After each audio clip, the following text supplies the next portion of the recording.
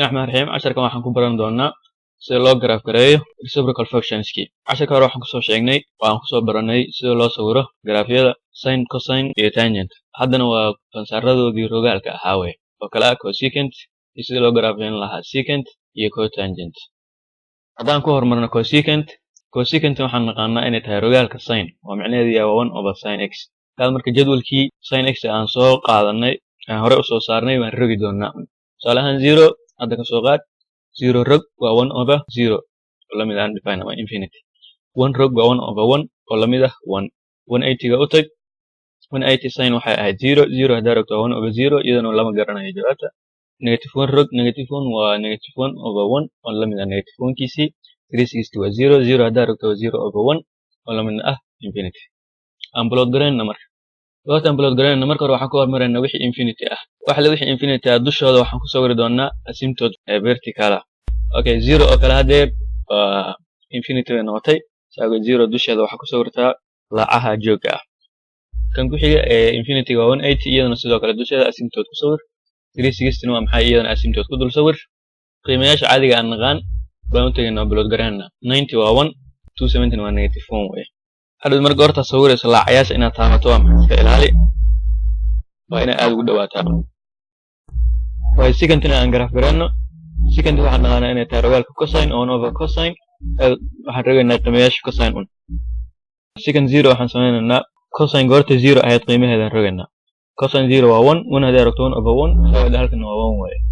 okay 90 ga imow 0 haddaa rogto waa 1 over 0 oo infinity ah waa undefined way 180 u imow negative 1 haddaan rogno waa negative 1 kiisii weeye 270 ga 0 haddaan rogno 1 over 0 oo undefined ah ama infinity 360 iyaduna 1 rog waa 1 kiisii weeye aan plot garayna marka hore waxaan ku hormaraynaa wixii infinity ah waxa infinity inoo ah 90 iyo 270 90 ga asymptote vertical ku dul sawir 270 waa maxay iyaduna sidoo kale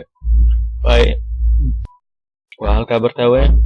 okay 180 waa negative 1 waa hoos 360 okay waxaan sameynaa marka isku soo xir goorta isku xiraysa marka iska ilaali in asymptote-yada aad taabato kaliya waxa la rabaa in aad ugu dhawaato aad dhinac socoto halkan sidoo kale waxa u timaadaa 180 ga 180 waa negative 1 kuwa kan inaad ku xirto aad taabtaan lama rabo 360 sidoo kale iyadana taaban waa maxay dhinac soco kadibna dhamaystir labadii dhinac halkan waa graafkii secant waana 1 period way haddii 360 dhinac walba laga daro graaf bartiisii ku soo laaban doona sidiisii u soo wadi doona ugu dambeyn aan cotangent graph garayno cotangent waa reciprocalka iyo rogaalka tangent waa 1 over tangent x qiimayaashii tangent x waan rogaynaa ilaa 180 inoo soo qor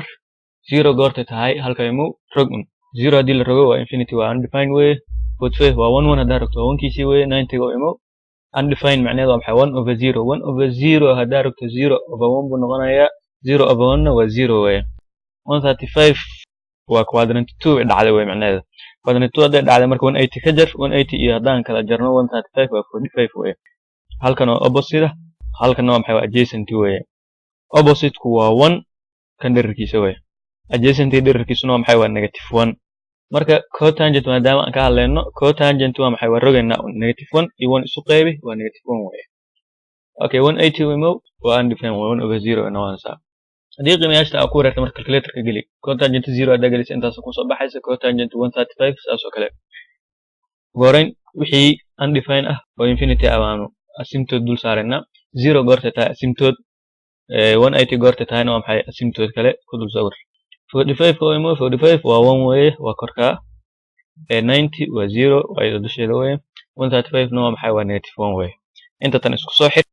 marka 0 tahay waa undefined si ogeyd marka halka diin intaas uga qaado waa maxay ku dhaweey asymptote-ka laakiin ha taaban halka hoosena sidoo kale 180 ga hoos ula soo raac laakiin ha taaban graafkii waxaan sawirnay cotangent hada wabillahi at-tawfiq